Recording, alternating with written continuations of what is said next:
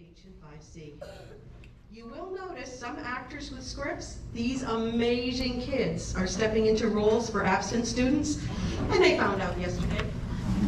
So let's give them a good round of applause for those who stepped in.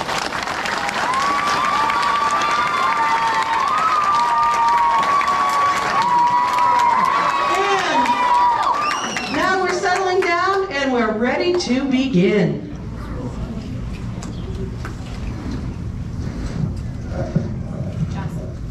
If you're like me, you're tired of the same old stories about the American Revolution. Enough about George already.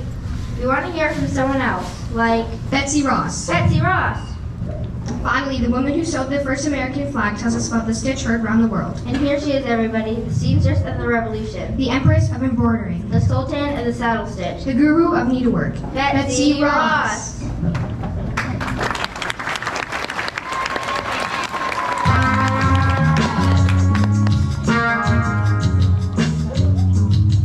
Tell us, Betsy, tell us. Shooby-dooby, shooby-doo-shoo. Come on, Betsy, tell us. Shooby-dooby, shooby-doo-shoo. Tell us how your sewing helped us win the war. Tell us, Betsy, tell us the tales we told before. Tell us, Betsy, tell us. Shooby-dooby, shooby-doo-shoo. Come on, Betsy, tell us. Shooby-dooby, shooby-doo-shoo. Tell us how you tailored food at Valley Forge. Tell us, Betsy, tell us the one how you saved George. Tell us how you did muskets. I felt it was my duty. And then crocheted a cannon. Oh, that one was a beauty. Oh, and it sparkled. Tell us, Betsy, tell us. Come on, Betsy, tell us. Tell us how you sewing helped us win the war. Tell us, Betsy, tell us the plans we told before. How you stitched the revolution. You know, I'm double jointed.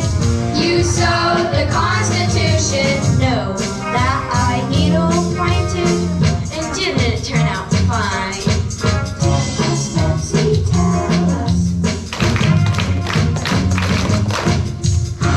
Betsy, tell us. Tell us how you tailored food at Valley Forge. Tell us, Betsy, tell us the one how you say shooby-dooby, shooby-doo, shoo, shooby-dooby, shooby-doo-shoo.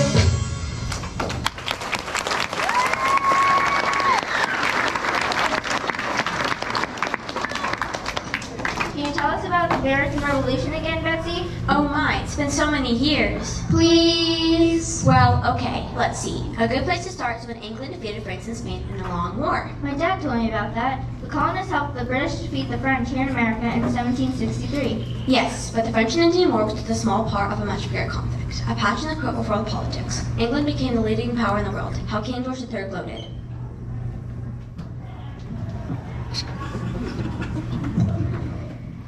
Tremendous news, Your Majesty. Tremendous news, Your Majesty. We won the 7 Years' War. Well, it's about time. We've been fighting for, how many years now? 7. That's quite a coincidence, isn't it? Yes, my lord. Our victory is especially beneficial for our prospects in America. America, how splendid. Did we get any of those fur hats? Even Can't beat better. America for fur hats. Even better, Your Majesty. Better than fur hats? You don't mean fur sunglasses? Your Majesty, we've driven the French out of most of America. The entire North is ours, as well as Florida and everything east of the Mississippi. Our empire's never been bigger. We rule the seas. Our colonies are rich and well organized. England is the most powerful country in the world. In other words, That's right, Your Majesty. You're the man. who the man? You're the man. Who the man? You're the man. Rooted to the right, I'm the man.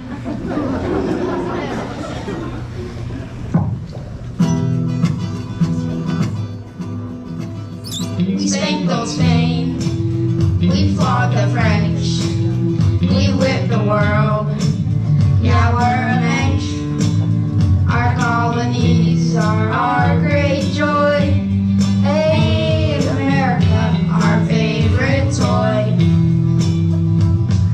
it's great to be an empire. Everyone shines your shoes. And it's great to be an empire. Nobody can refuse. It's great to be an empire in its early days, in its early ways. It's great to be an empire, 'cause it pays.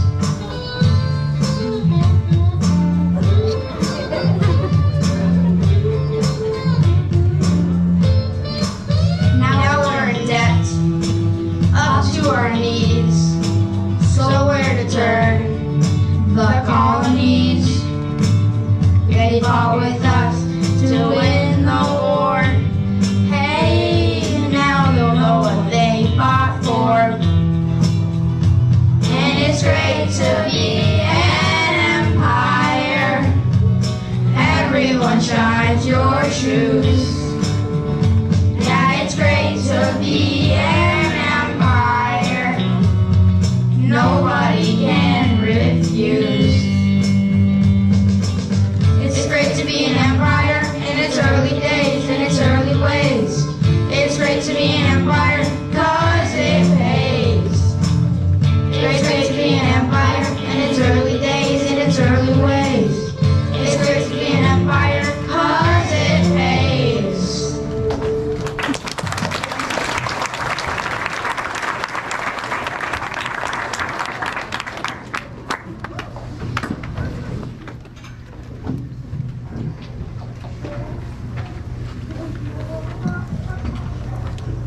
What do they mean it pays? Does being an empire come with a salary and retirement plan and stuff like that? Even better, England was in debt for over 140 million pounds. King George and the British Parliament figured the colonies could help pay. 140 million pounds? Wow. Like, you'd need to diet for months to lose that. Pounds is an English money, dear. The British Parliament passed a series of acts that placed duties and tax on the colonists. By 1767, they weren't happy.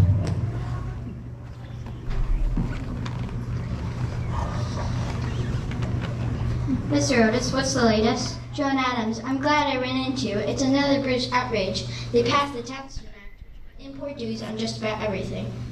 I didn't think it could get any worse. We've already had the Hat Act, the Wool Act, the Iron Act, the Sugar Act, the Currency Act, and the Sugar Act. I know it. The British just can't get their acts together. Remember the Stamp Act?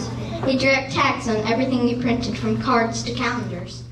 I loved what you said. What was it? Taxation without representation is exploitation? Tyranny. What? I said tyranny. Taxation without representation is tyranny.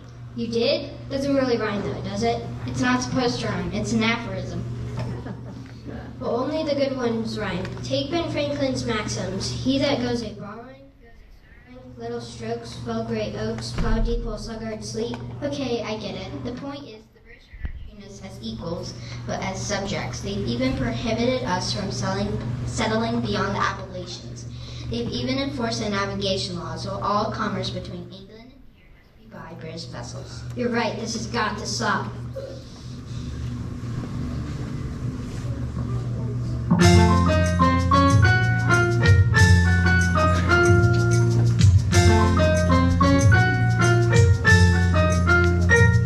They're taxing my coffee, my paper, my wine. They're paying for theirs with what ought to be mine. They're taxing my life and adding on a fee. They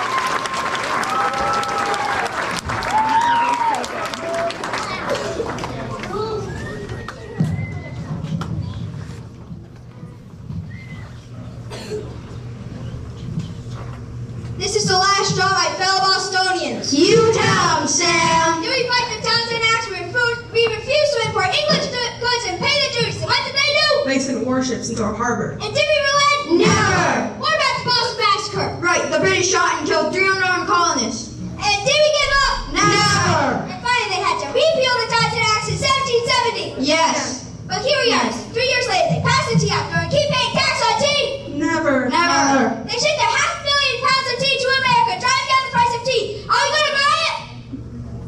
Well, are we? Come on, Mr. Adams, we've got to have a spot tea. Yeah, I mean, we're only human. And the price is so low. Listen to me. Today it's tea, tomorrow sugar, the next those nice fuzzy slippers with bunny ears that keep our feet cozy in the winter. Not our slippers. Yes, your slippers. How long are we going to keep letting the bench kick us around? It's time for action. Right. It's time to stop calling soccer football. Right. It's time to start riding on the right-hand side of the road. Right. And it's time we dress up the stands up those 342 chests of tea into the harbor. Right.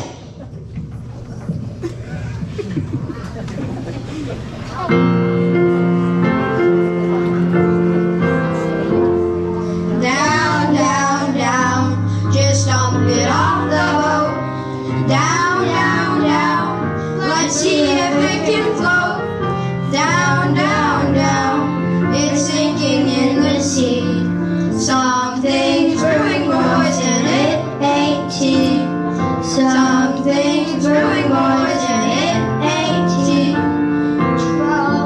Trouble's brewing for the crown. Tell them all in London town. London town. Our lovely tea just drowned. Send some more. It's going down. Send some more. It's going down. Send some more. It's going down, down, down, down. Just dump it off the boat. Down, down, down. Let's see if it can float. Down, down, down.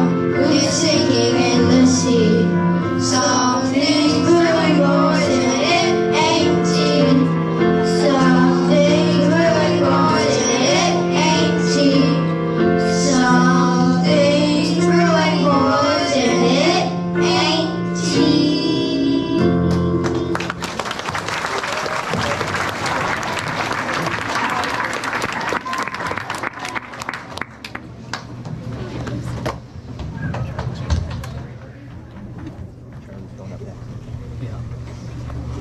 I can't believe the colonists destroyed all that tea. Yes, in Maryland they burned an entire ship, the tea and the rest of its cargo. King George must have been mad. Oh, the English were really getting the feds in a tickle. They shut down Boston Harbor, put restrictions on town meetings, and moved trials for officials who killed colonists to England. Betsy Ross, I'm so glad you're home. John Jay, you look like there was a bust a stitch. I've been trying to get a sweater for my dachshund, and something's gone terribly wrong. Oh my, let me take a look at that. But Betsy, what did we do after the British shut Boston Harbor? Why, we called the first Continental Congress. Were you there, Mr. J? Sure was. 55 men gathered, including John and Sam Adams, George Washington, and Patrick Henry. I know not what course others may take, but as for me, give me liberty or give me death. Wow, was that Patrick Henry? Don't encourage some children, or he'll just keep doing it. Did all colonists want independence? Well, at that point, most of us just wanted the legislation repealed. We called for a complete boycott of all British goods, but when our petitions were rejected, we began to collect muskets. And that's when the British decided to send troops in Boston to seize weapons and arrest colonial leaders, right? And thus the famous ride of Paul Revere. Paul Revere, sweet boy, I think I once owned a horse for him.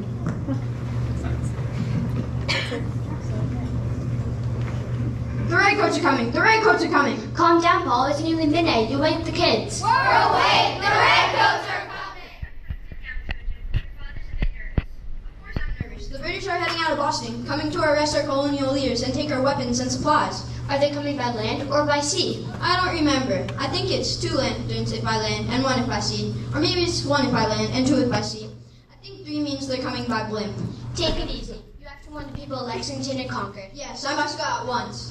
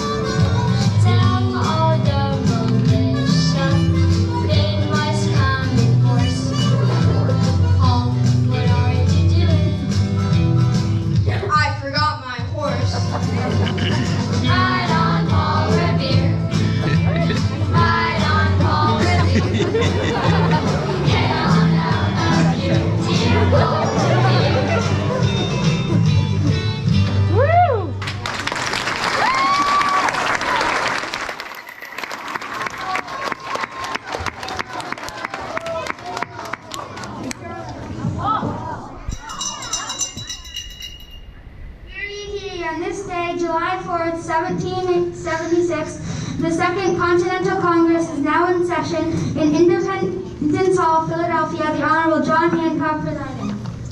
Tom Jefferson, where's John Hancock? Oh, hello, Ben. Well, I sent him out to get some coffee cake. Coffee cake?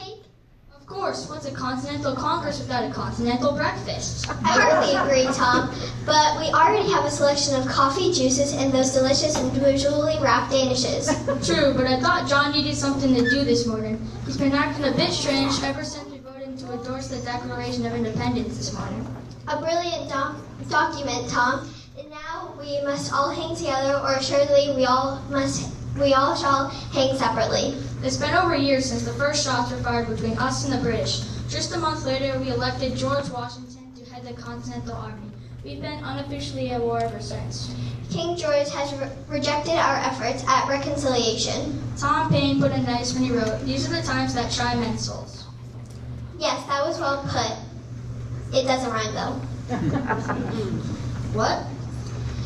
I think my own maxims always stick a bit better with a cute rhyme. Vessels large may venture more, but little boats should keep near shore. See how it flows? Sure, Ben, but I don't think. Oh, remember this. Here's Gug, lies snug as a bug in a rug.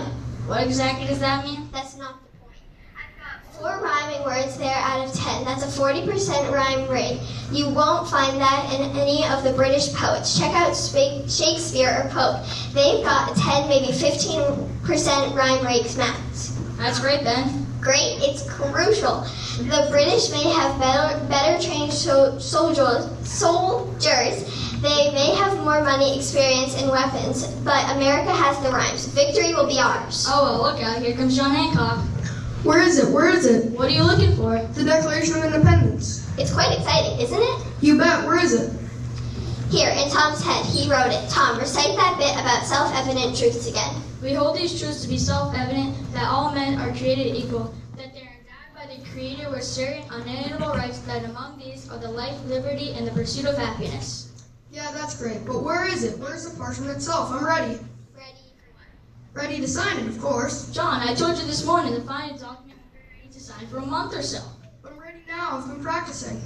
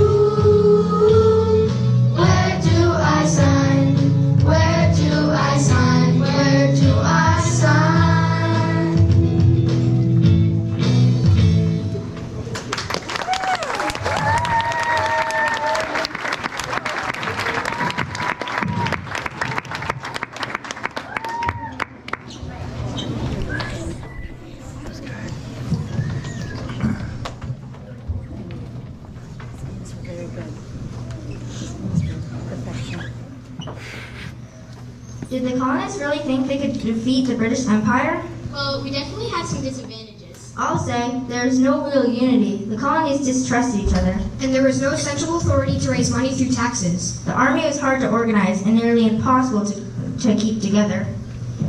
And don't forget, probably no more than 1/3 of the colonists even wanted independence all that much. And there were hundreds of thousands who still remained loyal to England. True, but the British soldiers were 3,000 miles away from home and had a huge area to try to control. And they had second-rate generals, while the colonists had George Washington. Theater. And don't forget the French. They were always ready to help out anyone who might hurt England. But you're forgetting one of the biggest advantages. I was wondering what you'd remember. What? My flag, of course. I tried to lock them into a red, white, and blue launch show at the Marching Ottoman, but they said their budget was limited to a flag. Oh, your flag was wonderful, but I was thinking about how the colonists fought dirty. I beg your pardon? Oh, I don't mean it that way. I mean they were literally dirty. They blended in with the scenery.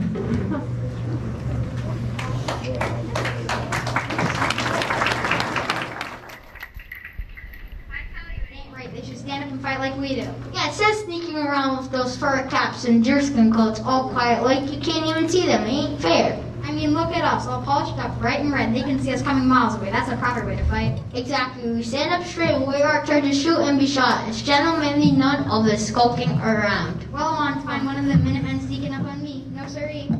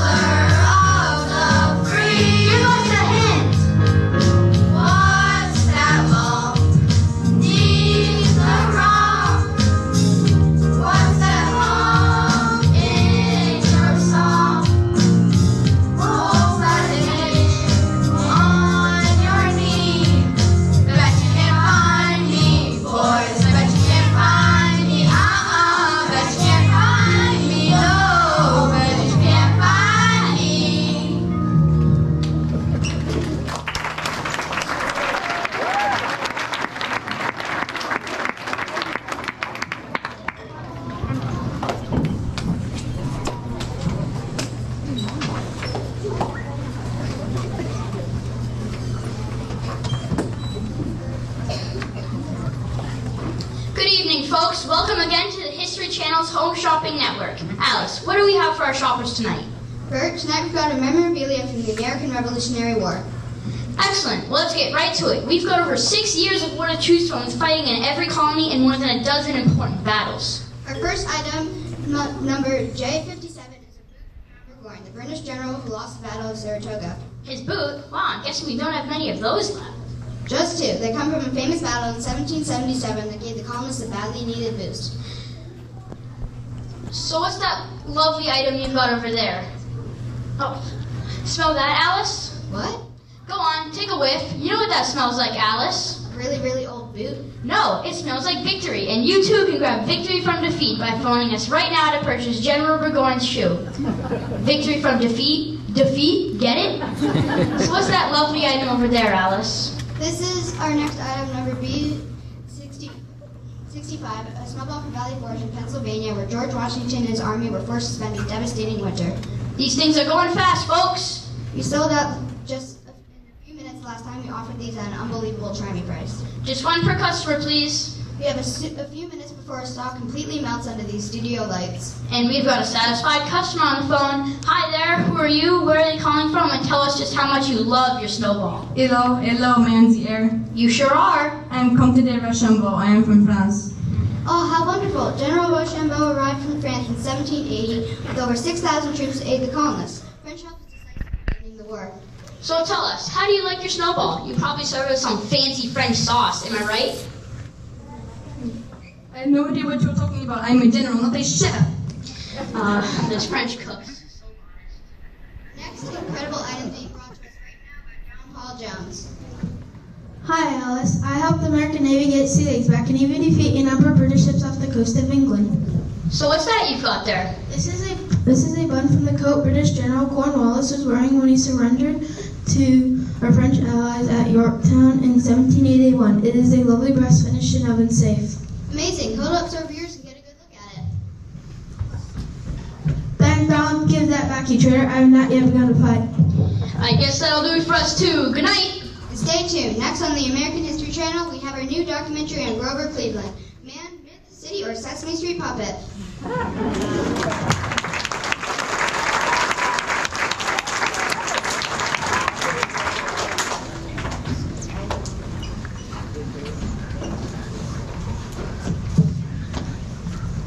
So what happened after the British surrendered, Mr. J? I went to help Ben Franklin and John Adams work at the Treaty of Paris in 1783. The British conceded all the land from the Mississippi River to the Atlantic Ocean, from Spanish Florida to the Great Lakes. That was great. Well, it was complicated. The Articles of Confederation, which have been the basis for the central government, intentionally gave little power to Congress.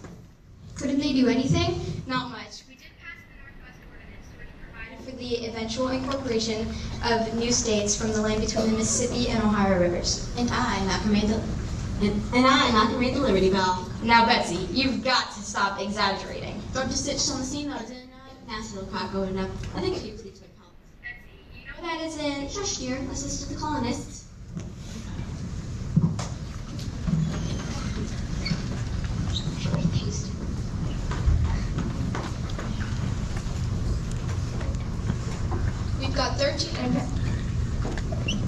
We've got 13 independent states in the loose confederation. There's no executive branches of central government. We don't need another king around here.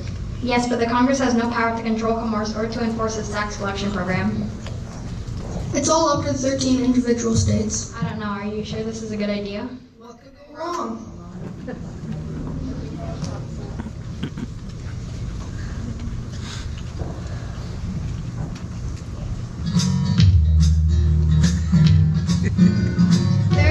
Little countries, how great. 13 little countries, can't wait. There's no more hate of England, just throwing round his weight.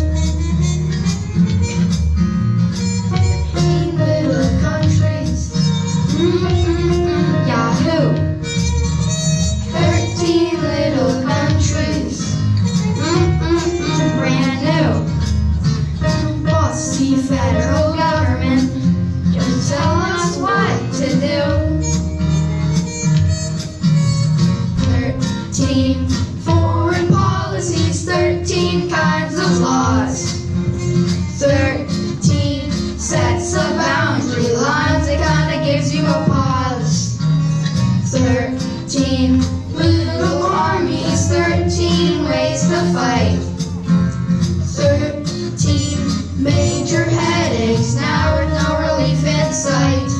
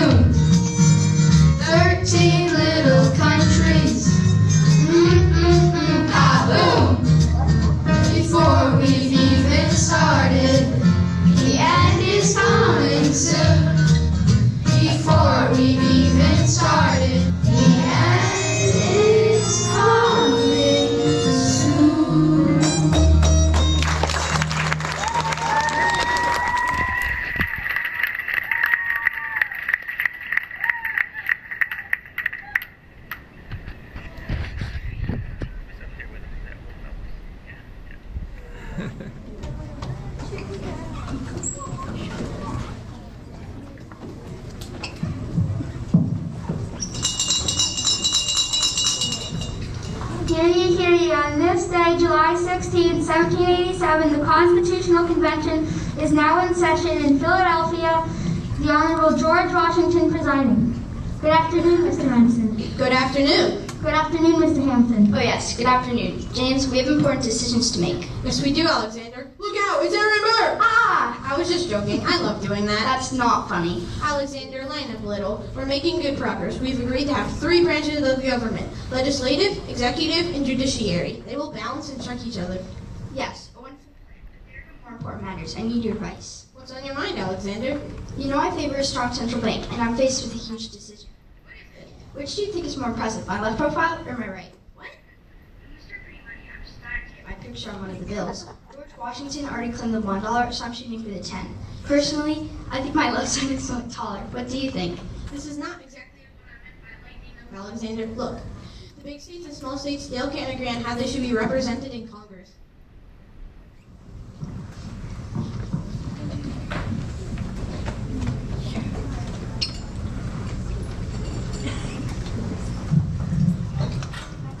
We big states have more people. We're not going to share equally with you little states. Yeah, well, we're not going to settle for proportional representation in both houses of Congress. We're just as important as you. Oh yeah? Yeah.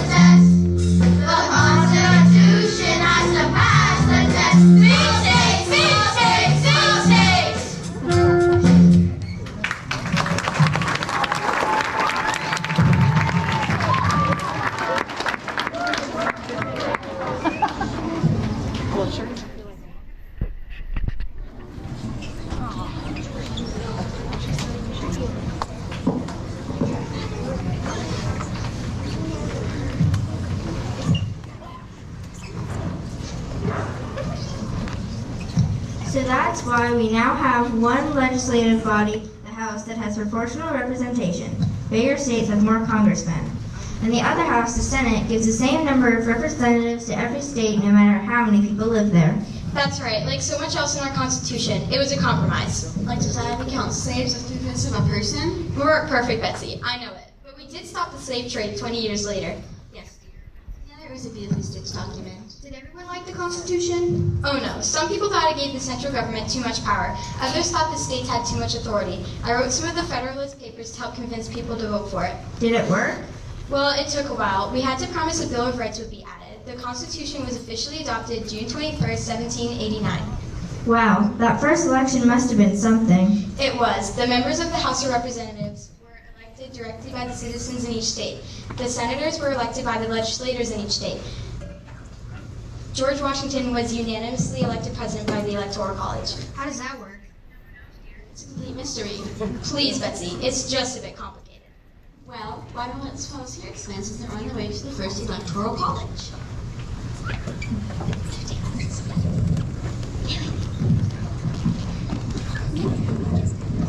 So exactly how does this work? Dunno. We'll find the part. Wait. We'll look in the Constitution. Read the first sentence. We, the people of the United States, in order to form a more perfect union, establish justice, ensure domestic tranquility, provide for the common defense, promote the general welfare, and secure the blessings of liberty for ourselves and our posterity, to do, ordain, and establish this Constitution for the United States of America. I said just the first sentence. That was just the first sentence. Wow. We'll find the part about the Electoral College. Here it is, in Article 2. The electors shall meet in their respective states and vote by ballot for two persons of whom one shall not be inhabitant of the same state with themselves. Not to be an inhabitant of the same state as themselves? How does that work? Now, here, maybe this will help. But in choosing the president, the vote shall be taken by state, and representation from each state having one vote. The quorum for this purpose shall consist of a member or members from 2/3 of the states, and a majority of all the states shall be necessary to which What does that mean? Dunno, but what the heck, we get to vote.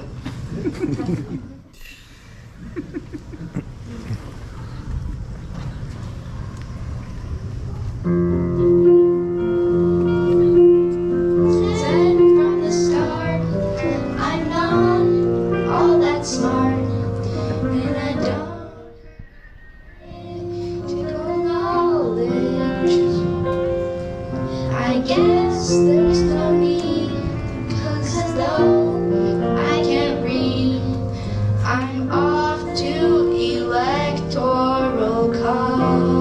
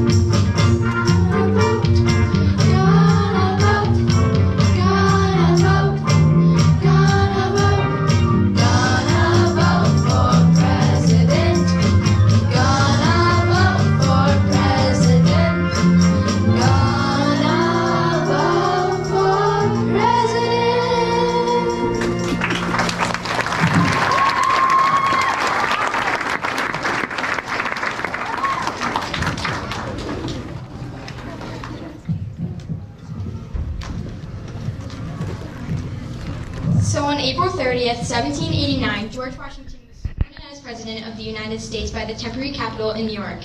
Wow, what a great story. As my friend Ben Franklin said at the time, our Constitution is an actual operation. Everything appears to seem that it will last, but in this world, nothing is certain but death and taxes. I have a Franklin stub, you know. Doesn't look a bit like him. Here you go. It's perfect. I knew you could fix it. Thank you, Betsy. I've got to go to Lafayette. The The French general who fought for the colonists? No, my dachshund. Betsy, could you tell us the story again? We just finished, my dears. Please. Well, John's a good man, but he did leave out some more important parts of the story.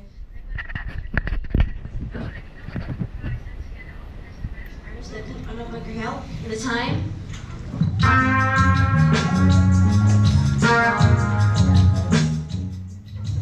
Tell us, Betsy, tell us. Shooby-dooby, shooby-doo-shoo. Come on, Betsy, tell us. Shooby-dooby, shoo.